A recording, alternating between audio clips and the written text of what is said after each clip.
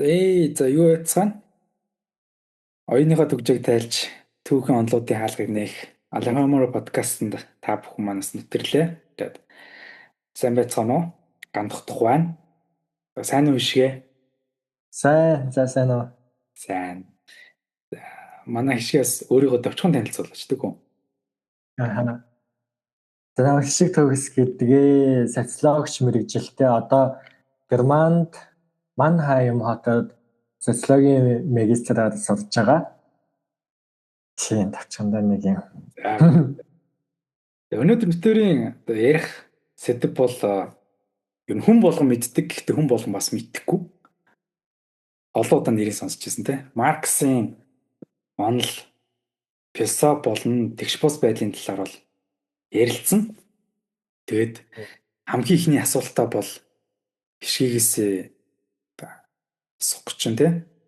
Ер нь Карл Маркс гэж хий юм бэ те.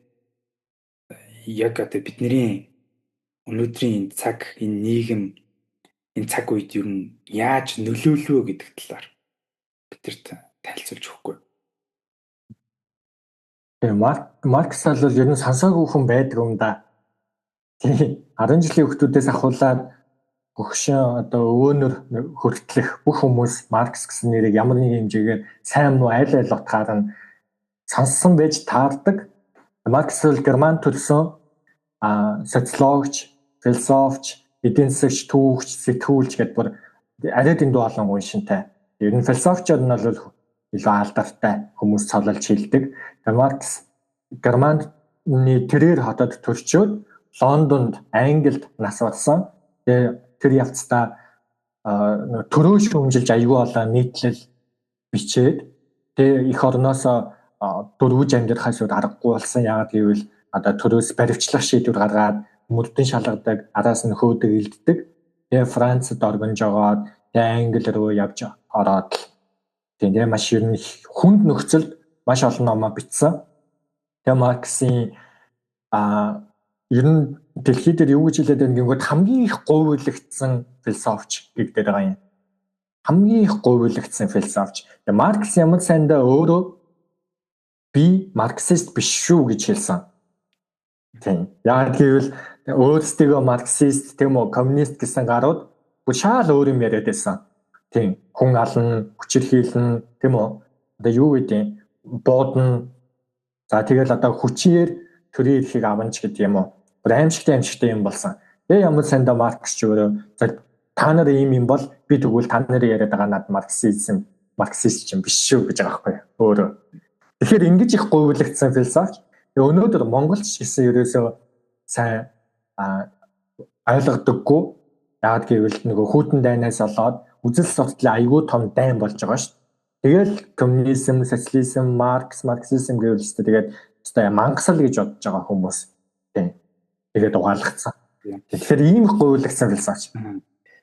Битэрийг өнөөдөр ингээд Марксыг ингээд сонгоод тийм Марксийн философийн талаар тэгш бус байдлын талаар ярина гэхээр энэ хоёр одоо нөгөө коммунист те социалист одоо үзлийг баримталдаг те тэр одоо үзлийг дахин шүтдэг гэж бодох хүмүүс ч гэсэн одоо байгаа. Яг гэвэл Маркс гэхэр л ихэнх хүмүүс тэгжил бодогддог те. Тэгээ Ленинизм те Сталинизм, Маоизм ерөөсөө ингэж бодогддог. Бид тэр өнөөдрийн подкаст бол энэ зүйлсийг бол ярьж ойлгуулна. Гэхдээ бид хоёр бол үүнийг ярьдгаараа энэ үслийг бол баримталдаг, дэмждэг гэсэн үг биш. Бид нэр түүх рүүгээ буцаж өнгөжж тэр философиг ойлгож иж өнөөдрийн нийгэм цаг үедээ бас илүү сэтгэл ханамжтай амьдрах юм нөхцөл байдалд бас хүрнэ гэдэг талаас нь бас хэлэх гэсэн. За тэгээд өргөжлүүлээд хишгээс асуух асуулт маань Марксийн түүхэнд те баримтлсан философи.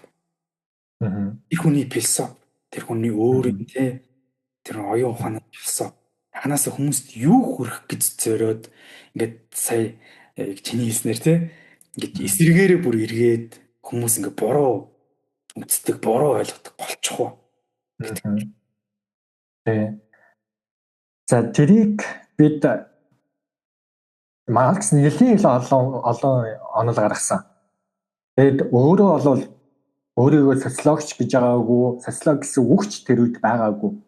Хожимын хүмүүс одоо Father of Sociology гэдэг энэ социологийн бүр эцэг 3 эцэг байгаа. Тэрний нэг нь бол Маркс. Яагаад гэвэл зөрчилдөөний онол буюу conflict theory гэсэн бүр бүхэлдээ нийгмийн салбарын том онолыг Маркс гаргасан.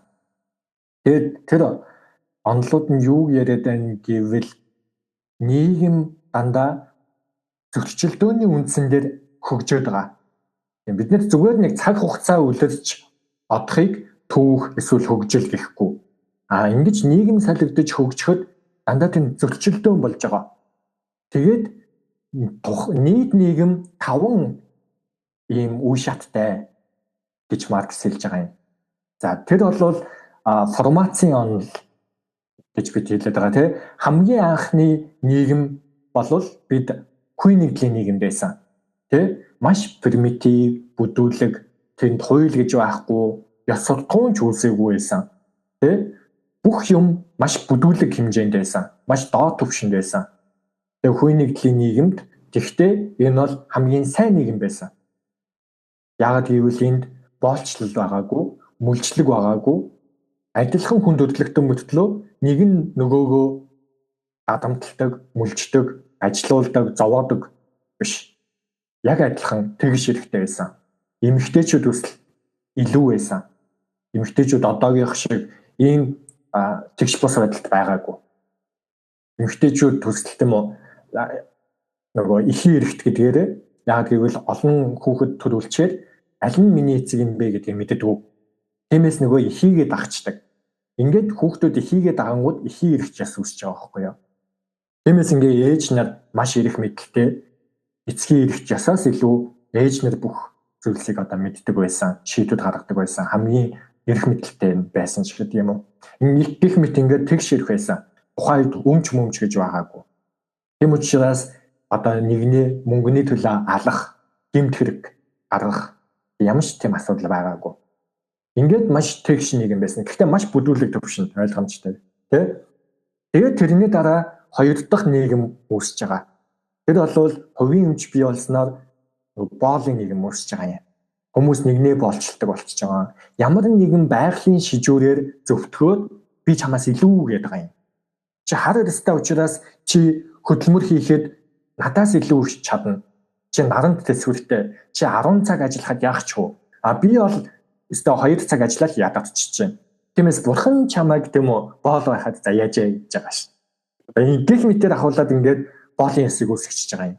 Тэгээ хувийн өмч үүсгэж байгаа. Тэгээ хэн өмчтэй нь эрх мэдэлтэй болж хувраад өмчхүүгээ одоо боолчлно. Хүний хүртэл хооронд нь холилцолно. Тийм гэх мэт ингээд хоёр дахь нийгэм үүсэж байгаа юм. Дараа нь гурав дахь нийгэм феодалын нийгэм үүснэ. Феодалын нийгэм ахаал ингээд шат ахиад бүр нөгөө боолчлол чинь тийм үү нөгөө дээд төвшөнд төдсөн. Ам нарийн болцсон. Жишээлбэл газрыг хөвчлөж байгаа. Ахаал зөвтгөн. Бурханаас надад энэ газрыг өгсөн тийм үү? Энд ч одоо хүн болгон гიშгэх боломжтой газар биш. Энд чинь миний өмчийн газар шүүгээд хашаа татаад хууль нэртэй зүйлээр тэрийгэ зөвтгөөд за тэгээд миний одоо талбай руу чи халдж байгаа бол эсвэл бол одоо би чиний над талбайг чинь булааж авахын тулд гээл дайрн богтлон хүчирхийлэн хоорондоо дандаа алалцсан. Тэдэн сая цэрэгүүд өгч байгаа шүү бүхэн явцад. Ингээ феодалын нийгэм үүсэж байгаа. Тэгээ эмэгтэй хүмүүний чи одоо эд зүйлээр сольдог болж эхэлдэг. Газрын төлөө охиноо өгж байгаа ш таадууд дандаа хайр сэтгэлийн үднээс өрөөсөө суухгүй байгаа ш. Зөвхөн тийм үү. За тэр овгийн одоо тэрнтэй нийлэхийн тулд охинтойгоо суулгаж гэдэг юм уу. За тэр газрыг за ингэж хүчээр хөгжүүлэхийн тулд охинтойгоо суулгая гэсэн дандаа тийм юм явж байгаа. Энд бол хайр сэтгэл хаасан болоогүй. Тэгээд дөрөв дэх нийгэм капитализм бүр дээд түвшинд гараад ирсэн. Тэр бол бүр одоо энэ хувийн өмч эсвэл бүх зүйл дэндүү нарийн болоод тэгээд одоо л мэдж байгаа капитализм бол хамгийн том үнэт зүйл мөнгө гэсэн систем явж шít. Тэнгүүд мөнгөгүй бол чи хинч биш. Мөнгөтэй бол чи бүх хэрэг хэдэлж чадна. Улаанбаатарт амар гоё Шангрила байна. Гэхдээ тэр Шангрилад чи хоол идэж чадахгүй хэрэг мөнгөгүй бол. Эрхчлөө гэд ингээд байж байгаа. Гэхдээ чи эрхчлөөнд төрхийн тулд мөнгө хэрэгтэй. Хайр гэд байж байгаа капитализмд. Гэхдээ чи тэд хайрыг боломжтой болгохын тулд мөнгө хэрэгтэй. Тэрээ чи ядуу болвол чиний хайр бүтлгүүтнэ. Хадамч нь ч тоохгүй. Нэг машин аваад нэг хүүхэдтэй эмнэлэгт төрүүлээд эмнэлэгт авилгаадаад өгчих мөнгө ч байхгүй болвол тэгэл удахгүй 2 жилийн дараа сална. Яагаад монголчууд ийм их солонгос яваад байна? Энэ чинь капитализм дандаа мөнгө олох гээд хайртай хоёр салж байгаа шүү. Тэгээд 5 жилийн дараа нөгөө харалсан нөхөрийн ч юм уу эхнэрийн ч юм уу өөр хүнтэй болоод тэгээ ийм их салалт олон хүүхэд өнчрөн байл. Капитализм хайр боломжгүй юм дээ. Тэгээ Маркс хэлж байгаагаар тэр 5 дахь одоо хамгийн дээд түвшний нийгэм болвол бид коммун буюу хамтын сайн сайхан байх ёстой. Коммун буюу коммунизм гэсэн тэр нийгмийг байгуулах ёстой. Тэр нь мөнгө төгрөг болоод хайр сэтгэл биш. Бүх хүний хамтын сайн сайхан хамгийн дээд үнэт зүйл ах ёстой. Тэгээд тэрийг болвол төр өндөр үүрэгтэйгээр одоо гүйцэтгэж тэгээд сайн сайхныг хангана. Тэгжиж эмгтээчүүд хайр сэтгэл мөнгнөөс үл хамааран чи ядуу аль төрснөөс үл хамааран сансас нисч болно гэж байгаа шүү. Тэгэл гүр аригчаа сансас нисч байгаа шүү. Тэрнээс гүр аригчаа тийм үү лаг хичээсэндээ энэ төр нисчээд байгаа юм биш. Зүгээр л малчны хүүхэд болсон учраас нацагд орж баштуудчийн нацагд орж хамгийн анхны уран зохиолыг үндэслэж малчны хүүхэд учраас л Европ руу явуулчихж байгаа байхгүй юу? Даргын хүүхдийг явуулахгүй шүү. Гэх мэт. Тэр ингээд хүн бүр сансас нисч шууд боломжтой. Тийм. Шууд малчны атханаас сансас нисна гэдэг чинь бүр юу вэ? Ойрын эдэн жил тохиолдохгүй явдал чинь. Тэгэхээр энийг ингэж жишээлүүлэх. Тэгэхээр ингээд Маркс яриад байгаа нь дандаа юм ангийн зөрчлүүд нийгмийг ингэж хөгжүүлж байгаа. Тэгээд одоо капиталист нийгэмд 2 анги хуваагдчихад байгаа юм тийм. Нэг нь маш их капиталыг эзэмшсэн байгаа хамаг хөрөнгийг хамаг баялагийг эзэмшсэн дэндүү цөөхөн хүмүүс байгаа. Элитүүд байгаа, топ хэсгүүд байгаа. Нөгөө талд нийгмийг яг нуруунд дээр явж авдаг, өдөр шөнөгүй ажил хийдэг, ажлын 8 цаг бөрөөгөөс илүүцдэг гэр бүлүүд, өрхүүд, ажилчин ангууд. Тэгтээ өөрсдөө тэгж хэлж чаддаггүй санаа зовоод би ядуу мадуу, би ажилчин анги гэж хэлхээс айдаг, санаа зовдөг. Би дондаж анги, би офисын ажилтай гэж гэдэг юм уу. Ингэж явж байгаа нийт 90% нь явж байгаа. Хөөе мөнгөгүй арай гэж ингээ мөнгө төгрөгөө болгоод нэг аялт юм уу, сургууль сурд юм уу, эмнэлгийн төлбөрөө төлд юм уу, нэг арай гэж болгодог гэсэн. Тэгээ ийм 2 ангид хуваагдсан. Энэ 2 анги дахиад зөрчилд тэргүй орно. Яг гэвэл одоо капитализм явсаар хагаад бүх юмыг сүйтгэдэг ийм тогтолцоо учраас байгалыг дэлхийг хүртэл сүйтгэн. Тэгээ уул уурхайг сүйтгэн, хайр сэтгэлийг сүйтгэн, гэр бүлийг сүйтгэн, хүүхэдтэйгээ харьцах давж хөлөө олдохгүй аав нар ажилдаа явж байгаа. Хөдөө машин жолоо явж байгаа. Гас ахуулаад бүх юмыг сүйтгэдэг. Ингээд бүх юм сүйтгэд ирэнгүүт дэстэй тэргүй энд асар том зөрчил цаг хугацааны яцад бий болно. Тэгээ капитализм нөрөөнж дэстэй тэргүй социализм хүрэх нь тодорхой гэд Марксээс хойш бүр мангар олон судлаачид бичсэн байхгүй юу? Тэ Шумпетер Медведчан ардчил капитализм, социализм гэсэн 3-ыг анализ хийгээд тэгээд энэ бол баталгаатай хөрөх юм байна. Гэхдээ одоохондоо биш юм байна л гэдэг байгаа шүү. Тэгэхээр Марксийн онол ерөөхдөө Маркс энийг хэлээд байгаа. Бидний амьдрал бидний амьдралыг л яриад байгаа. Ерөөсөө тусдаа зүйл биш. Монголчуудын ойлц солиод байгаа зүйл аль эсвэл ингээд үндсэн логик нь ойлгохгүй байгаа зүйл бол монголчууд 1900 онд тэр Пёдлын иргшилээс хаана хүрсэн бэ гэдгийг их ойлгохгүй байна. Чачаа судлахгүй ч юм уу те. Шууд социалист нийгэмд ороод социализмын дараа бид нэр шууд капиталист руу орсон шүү дээ те. Чөлөөт эдийн шилжчихсэн. Тэгэхээр монголчууд өөрөө бас түүхийн нэг том онлын бас золиос болчихсон гэдэг болно те. Ер нь бол ихэнх нь үүнийг одоо буруу ойлгодог. Яг коммунист гэдэг нэр томыг хэлэх юм бол ер нь жоохон нийгэм уншихгүй аль сонирхдаггүй түүхийг нэг хайхтар ухах гэж ойлгодоггүй хүмүүс бол дарангуул л гэж байна. Тэгээ шууд энэ бол дарангуулагч нэг. Яг гэвэл Маркс бол төсөөлсөн. Маркс бол өөрийнхөө бүтээх гэж байгаа нийгэм төсөлс яг түрүүний чиний ярьж байгаатай уулын адилхан нийгэм байх юм аа. Бүгдээрээ нэрэгдэгч болно гэдэг зүйлийг гаргаж ирсэн боловч түүнийг яг хөрсөн дөр болгосон хүмүүс нь маш буруу ойлгосон. Ленин те юу боллоо?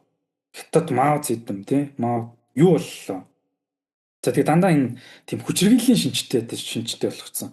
Уул нь бол коммунизм ч өөрөө бол утоп гэдэг байгаа тийм.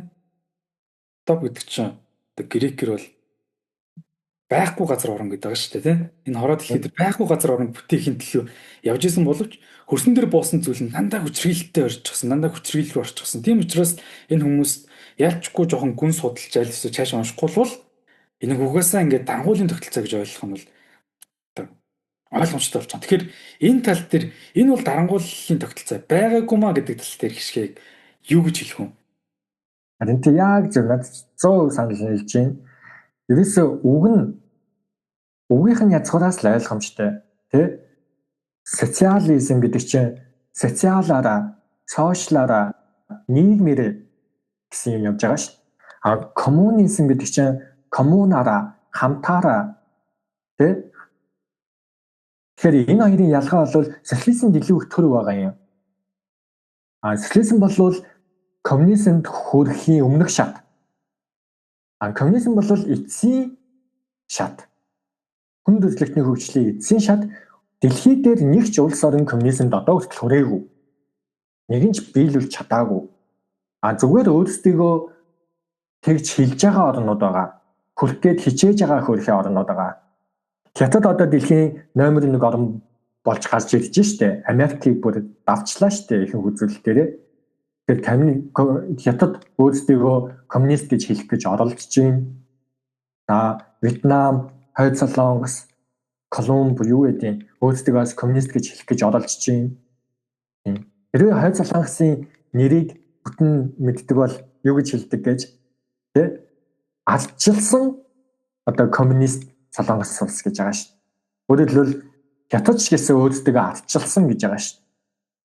Тэгэхээр хүмүүс юу гэж ойлгоод байна гэхээр ардчлалын эсрэг бол коммунизм юм байна, социализм юм байна гэж ойлгоод байдаг. Гэтэл нэг нь бол нөгөө идеологи капитализм, социализм тэ. Тэнгүүд ардчил гэдэг чинь нэг бол ардчил эсвэл ардчилсан бус буюу одоо тоталитар, авторитар гэсэн дэглэм л байгаа. Хоёр л дэглэм байгаа. Ардчилсан бус. Тэгээ энд бол капитализм, социализм энэ аль нь ч таарч болно. Ардчил болон социализм таарч болно. Ардчил болон капитализм таарч болно. Тийм. Тэгэхгүй энэ чи эсрэг зүйл ерөөсөө биш. Тэ? Хүмүүс энийг нэгт мэдэх хэрэгтэй. Тэгээд яг Маркс коммунизм гэдгээр юу хэлээд байна гэхээр харин ч дарангуйлал биш. Эсэргээрээ бүр төргүү нийгэм. Тийм бүр коммунист манифестог уншвал stateless society гэсэн байгаа. Огт төргүү нийгэм. Яг гэвэл коммун гэдэг чинь тэр нөгөө примитив хүй нэгдлийн үеийг хэлээд байгаа байхгүй юу? Коммунаараа хамтаараа гэдэг байсан. Тэнд төр гэж байгаагүй юм уу? Шорон гэж байгаагүй. Яг гэвэл гэмт хэрэг шаардлагагүй.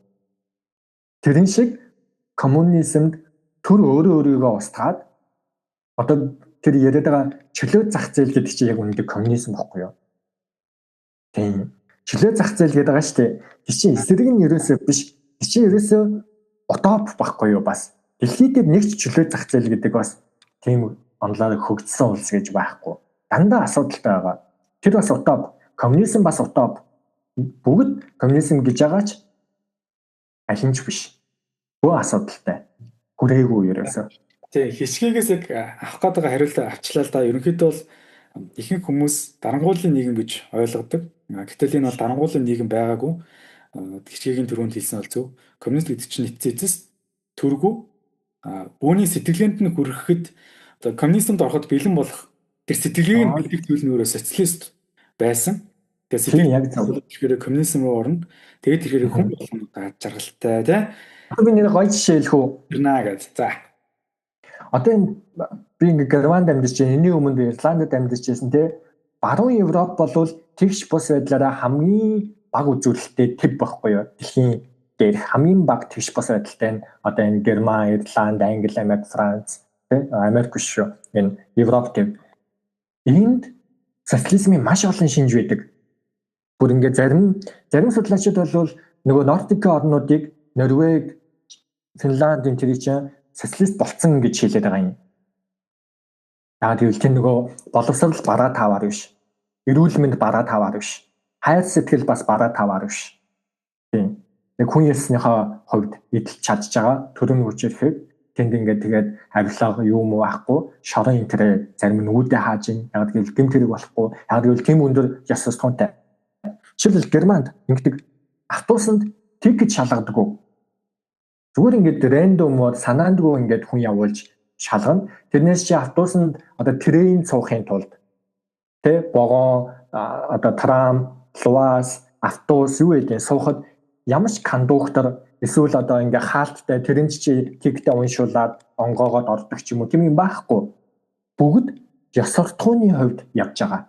Ёс суртахууны хувьд би өөрөө тикетээ бодлож аавна. Авахгүй чиж болно. Гэхдээ бүх хүмүүс авдаг. Яг гэвэл ёс суртахуунтай. Ийм үед төр хэрэггүй байхгүй харин ингээ хяналт шалгалт хэрэггүй, хүчирхийл дарангуйл хэрэггүй. Төр өөрийгөө устгах гэдэг чинь ийм ёс суртахуун яваад байгаа юм. Жишээлбэл Германд автобусанд арх ууж болно. Их сургуульд манай их сургуульд арх пив ууж болно. Манай одоо Менса гэдэг оюутны хоолны газар арх пив зардаг. Багш нар коридортой вайн тулгаа загс ууж яадаг. Би ч анх шок болсон байхгүй юу? Юу базар байна? Би ч одоо хөдөөний тэ Монгол гэдэг хөдөө өнөөс ирсэн хүүхэд их сургууль дээр пив уугаад байна. Автобусанд нийтийн газар пив арх уугаад байна. Ямар амар юм бэ? Тэнд тех эрэхтэй. Ягаад гэвэл ёс суртахуун явж байгаа. Тиймээс энд одоо хяналт камер харж ийн торгон 100 еврогоор хэрвээ арх уувал торгоно шүүж гэдэг юм уу. Ийм хяналт хэрэггүй, төр хэрэггүй байхгүй юу. Тэр ингээд энэ мэт ингээд коммунизмын маш олон шинжүүд Европт байдаг. Одоо Ирландд амьдарч байхад ингэж байгаа байхгүй юу. Манай хажуу өрөөний юу хөрш айл хажуу байшинд хашаанд нь мод ургацсан. Тэгээд тэр мод бүр ургасаар агаад ханын цөмөлгөөд, цонхын цөмөлгөөд бүр ингээд шахаад ирж байгаа байхгүй юу. Тэглээгээд би ингээд тайвчхал даа гэж байгаа байхгүй. Монголцод хөөгээрээ би гэсэн чи болохгүй. Тэгвэл гэмт хэрэг шорон явна. Төрөөс намайг шууд шорон явуулна. Яагаад гэвэл би байгалыг хайрлаагүй. Яг гэвэл энэ бол төрийн өмч. Байгаль дээр ургасан мод төрийн өмч байдаг, нийтийн өмч байдаг. Би энэ өмчөд халдаж болохгүй. Би хувийн өмчөө илүүд тавиад тэр модыг огтлоод тийм үү? Тийм хөрхөн үзэсгэлэнтэй амьд модыг би ингэж устгах хэрэггүй гэж байгаа байхгүй. Оронд нь би зүгээр байшингаа нүүлгсэн энэ дээр. Тийм. Гайхамшигтай байна уу? Тэ. Гайхалтай. Тэгэхээр яг манай шири яриад байгаа зүйл бол бас энэ тэгш бус байдалтай холбоотой тий. Тэгш бус байдлын хүрээнд бол сэтгэлгээний тэгш бус байдалд бол монголчууд маш их нэрвэгдсэн гэж би бол бодод. Одоо энэ би чамайг санаа асуу яг надад чинь яаж монголчууд сэтгэлгээний тэгш бус байдал нэрвэгдэж чинь ямар шинж тэмдгүүдээр илэрж чинь юу гэж бодож байна? Одоо бид нэр ингээд дарга гэж бодохоор тий. Одоо монголчууд дарга гэж бодохоор бүдүүн том биетэх, харж ивтэх тий гэж бод. Ихэд баг хоёр л ус үлдсэн баг. Нэг нь бол орсууд баг, тэгээ нэг нь бол монголчууд баг. Яг дарга гэхээр тэгээс тий. Гэтэл тэр Америк их сургуулийн захирал нь тий. Зүгээр л шорт бодоолохтой юу байцгаана гэж гараад ирдэг. Тэр хин дарга юм. Хин өдөртөгч чинь тий. Мэддэхгүй. Яг л ингээд дондоо ороод явж байгаа. Гэтэл бид нар хин нэгнээс илүү байгаа шүү гэдэг зүйлээ өөрсдийнхөө эдэлж байгаа зүйл, хэрэгжилж байгаа зүйл, одоо барьж байгаа утас тий. Энэ зүйлсээр илүү ингээд нотлох гээд байгаа юм шиг ингээд санагддаг. За ирээдүйд бидний хүүхдүүд залуу үе магадгүй нэг дарга гэхээр нэг бүдүүн костюмтэй харж ивтэй ахыг биш те зүгээр энгийн хүн гарч ирээд энгийн арт дундаа ялгархгүйгээр дуугаа унаад явж идэг ийм нийгмийг мөрөөдөөсэй гэж хүсэж байна. Тэгээ монголчууд өөрсөнд нь өөрсдөө сайн явж байгаа батлахын тулд тэр тэгш бус байдлыг дандаа хөрөнгөөр ингэж бодож үзээд байна. Тэгээ бүгдээр бодоод Солонгос гудамжны ресторанууд байдаг шүү дээ тий. Зүгээр ингээд шилэнтэй ингээд зүгээр ингээд пилонктой тий. Тэгэл тэнд ямар ч дарга нь ямар ч элит нь ороод сөөж байгаа уугаал тэр дог бүгэгээ идэл гарч байгаа шүү дээ. Тэгээ Монгол нэрийг гудамжинд тэгж орох юм бол тэд нар ичнэ монголчууд тий. Үнэн маргааш та маш их лизингтэй. маш их өртөө байж ижил сарахад цалин ганцхан кофе шопод ганц үнэтэй ресторан ганц стори оруулахын төлөө тий ингээд намайг хараад би ингээд гоё амтэрч байгаа шүү тий найз нь ер нь сайн амтэрч байгаа шүү тий нэг ингээд алдартай хүний хажууд очиж зураг авах бол би ер нь бол тий та нараас илүү байгаа шүү гэдэг зүйл эн чин тэгш бус байдлыг сэтгэлгэнд нөлөөлсөн байна гэдэг нь одоо шууд хэлэрл байхгүй. Хин нэгнээс илүү гарах гэдэг ш. Хин нэгнээс гоё хувцсан бүснээ харуулах гэдэг ш. Хин нэгнээс гоё хоол идэж байгааг харуулах гэдэг ш. Гэтэл тэгш байдалд хүрсэн хүн тий илүү л энгийн л болно ш. Тэгэхээр яг зөв би яг санал хэлж байна. Тэгэхээр чи энэ бүхнийг юунаас үүдээд ийм болсон бэ гэж бодож байна. Эсвэл энэ бол монголчуудын өөрсдийнх нь онцлог унган тийм зан эрт үеэсээ одоо ганцлал хөөрөглөөл эсвэл тийм үү ганц мөртэй биш тий ядуу үнч гэлээ одоо ядаж хоёр унлагын унаатай авах хэвээр гэсэн тэр оюун одоо хүртэл яваад байна уу аль эсвэл өөр гадны барууны нөлөөллүүд их байна уу ялангуяа Америкчууд ч нэг уугуул индианчуудыг эзэлэхдээ дандаа тэр аргыг ашигласан байдаг шүү дээ. Дандаа материалыг юм өгсөн, тойл өгсөн, гоё эмэг зүйлд өгсөн. Тэгээд тэр үндэснийг балж хаяад өөрөөсөө эзэн суудсан байгаа шүү дээ. Одоо тий. Тэр энэ шиг барууны нөлөөлөл байна уу? Маш гоё асуулт байна тий. Ерөнхийдөө бол ингээд түүх судалдаг, бас сонирхож судалдаг хүний хувьд хэлгээд монголчууд эрт дээр үесээ монголчуудыг тодорхойлсон гэдэг байхгүй юу? За Монгол ноёдыг түүхэнд сурвалж бичдэг. За Монгол ноёдууд бол хоёр аргаар мөнгө олдог юм аа. За тэр нь юу вэ гэхээр нэг бол тэд нэр ингээд өөрт нь мал байвал малаа зарж мөнгө олд юм аа. Мал авахгүй бол үр тавьж мөнгө олд юм аа. Эднэрт бол ямар ч бизнес сэтгэлгээ байхгүй бас тийм шунал байхгүй гэж тодорхойлчихсон. Тэгээ монголчууд ерөнхийдөө л тийм байхгүй юу? Яг жинхэнэ монгол хүнд ер нь бизнес сэтгэлгээ гэдэг ховор. Тэгэхээр манжууд орж ирсэн.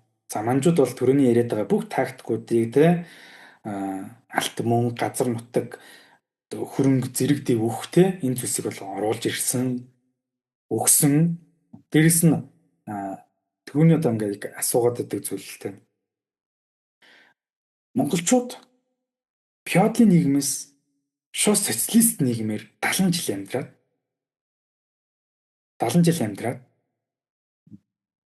тэрний дараа шууд капиталисттэй нийгэм рүү шилжчихсэн. Бэлэн байгаагүй байхгүй монголчууд бэлэн байгаагүй. Сэтгэлгээ нь бэлэн байгаагүй байхгүй. Тэгэхээр тэр бэлэн байгаагүй хүмүүс чинь ороод угаасаа тий хэцүү шттэ. Тийм одоо зах зээлд орох одоо бэлэн байдал байгаагүй дандаа ингээд нийтийн өмчтөд явчихсан тий ингээ явцсан хүмүүс чинь гинт ингээ хөрөнгөний нийгэмд орохорч тэр чинь одоо гайхдаг юм байгаа өстэй юу вэ гэж бодсон шүү дээ тий. Тэгэхээр буцаад л хоёлаа ярих чаа тэр Маркс руу бол орчин л доо. Маркс ч өөрөө материалист философч шүү дээ. Гэхдээ өөрөө Геглийг маш их уншиж судалж Геглээс бас үлгэрэлт уриалаа авдагс. Гегл ч нүүрэ идеалист философч шүү дээ тий. Түүхэнд оюун санаа байж түүх өөрчлөгддөг юм а гэж үзсэн бол Маркс бол түүхэнд одоо тий эдийн засаг байж түүх өөрчлөгддөг юм а.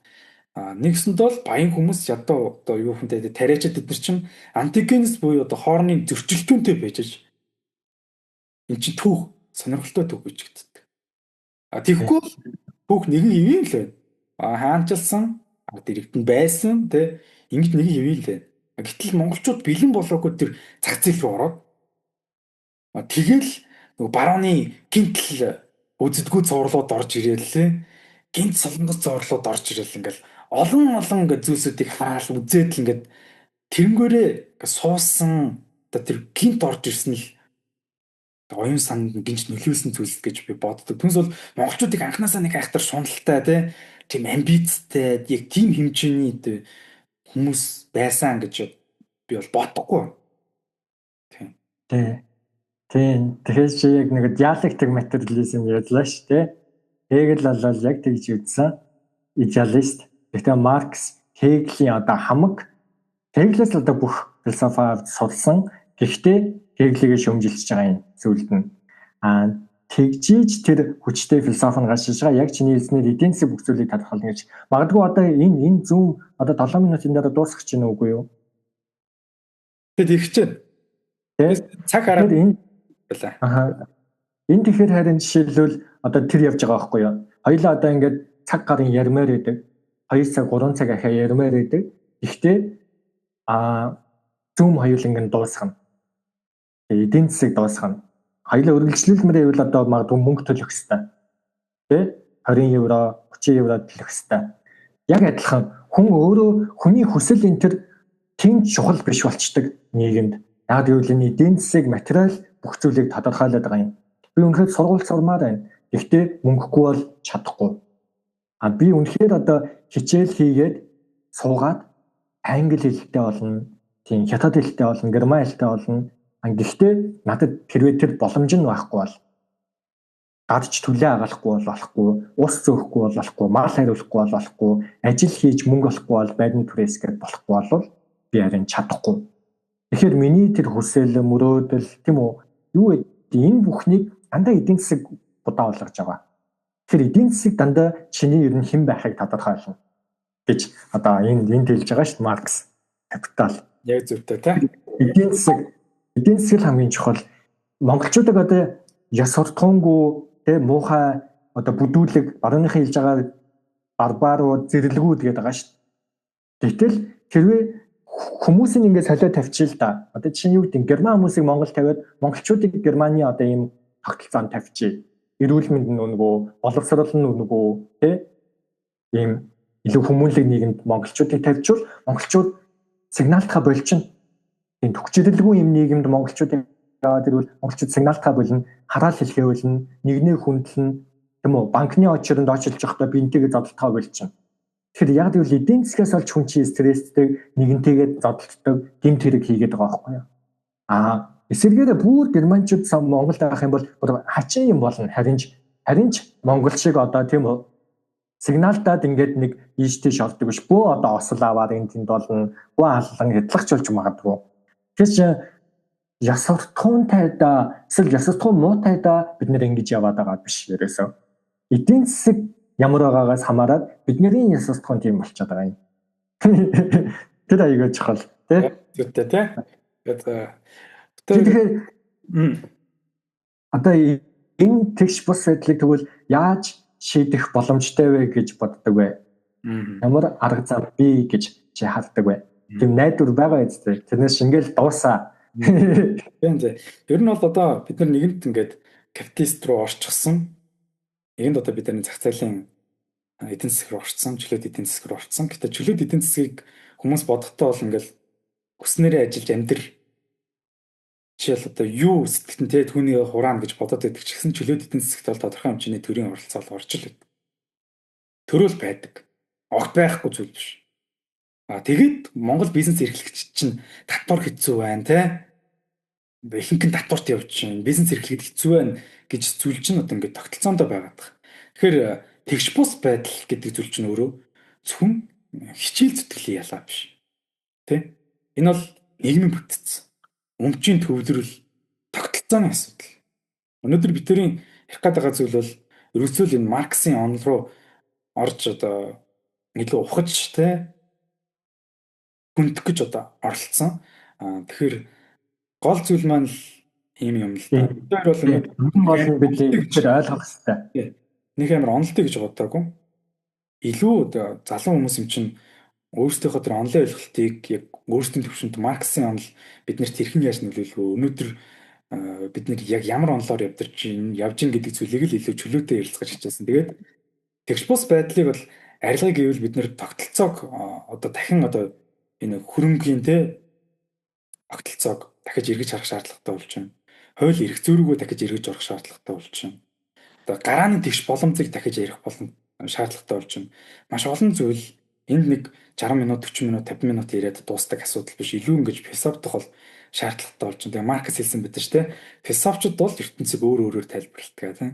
Гэтэ хамгийн гол нь өөрчлөлийн чухал юм аа гэдэг тийм. Хишгээгээс одоо 3 минут л үлдсэн байна лээ. Хишгээгээс зөрүүлээд одоо яг суух гээд байгаа зүйл бол одоо бид нар үргэлж нийгмийн, социологийн, улс төрийн те онлын хүрээнд амьдрдаг.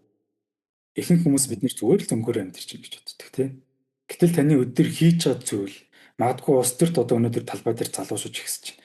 Энэ бас л нэг онолоо тий. Ер нь хүн онлоос хол байх боломжтой юу? Аль эсвэл бид нэр өөртөө ч мэдэхгүй онлын нэг хэсэг болсон байдгүй гэдэг зүйлийг л асуугаад үгсгий тий. Тэгэхээр онл бол тэнгэрээс ингээ бууж ирсэн зүйл мэдрээс биш. Эсвэл бурхнаас өгж байгаа ч юм уу. Тэ эсвэл дэлхийн гадна байж байгаа юм биш шүү дээ. Дандаа бидний амьдралаас ургангаж ирж байгаа. Эсвэл бид нэр амьдралдаа хэрэгжүүлэх гэж бий болгож байгаа онл гэдэг учраас энэ дандаа практиктэй үргэлж хасалж байгаа. Ганцхан бид нэр мэдээж хүн болгон тэрийг мэддэг ба хаалбгүй, ойлгодог ба хаалбгүй, судлаач ба хаалбгүй. Гэхдээ бидний бүх амьдралын үйл хөдлөл, орчин тойрон би өөрөө хүртэл дандаа нийгмийн онолуудтай уялдаатай байгаа. Тийм учраас бид нэр өөрсдөө тэрийг нэрлэж мэдгүй байгаа ч гэсэн би философч чинь, би социологч чинь гэж хэлэхгүй байгаа ч гэсэн биднээс тэгж байгаа. Тийм. Яг зүйтэй тий. Одоо бас талбай дээр болж байгаа залуусан ч ихсэн бол мэдээж чи бид өнөөдөр ярьж байгаа тэгш бус байдалтай, тэгш бус хуваарлалтай шууд холбоотой асуудал. Нэгдүгээр. Хоёрдугаар улс төрийн онлоор ярих юм бол энэ улс төрийн системийн онол шууд явж байгаа тий. Одоо шууд онлоор тайлбарлах юм бол системийн онол шууд явагдаж байгаа. Үүнийг бол онл одоо уншдаг тий, сонирхдаг, магадгүй ойлгох гэж хичээдэг хүмүүс бол энийг шууд онлын зураглаар харж болно. Хэрвээ зүгээр амьдрал байдаг л зүйл штэ гэх юм бол байдаг л зүйл хэвээр үлдчихэж байгаа тий. Яг үүнтэй адилхан одоо онлоор сэтгэн гэдэг маань өөрөө одоо нийгмийг илүү зэгцтэй гарц гаргалгаатай одоо сэтгэдэг энэ сэтгэлгээр рүү хүргэх ийм залуучууд ийм ирээдүйн масс нь одоо илүү байгаасаа гэж хүсэж чам. Тэгээд ямар ч гэсэн өнөөдрийн ярилцлаганд орж ирсэн тэгшээдээ баярлалаа. Тэгээ маш гоё өөрийнхөө сэтгэлийг бас гоё хүргэлээ. Баярлалаа ган тогтгоо амдаас. За тэгвэл хоёлаа ингээд подкаст өндөрлөе. Тэгээ дараагийн дугаарыг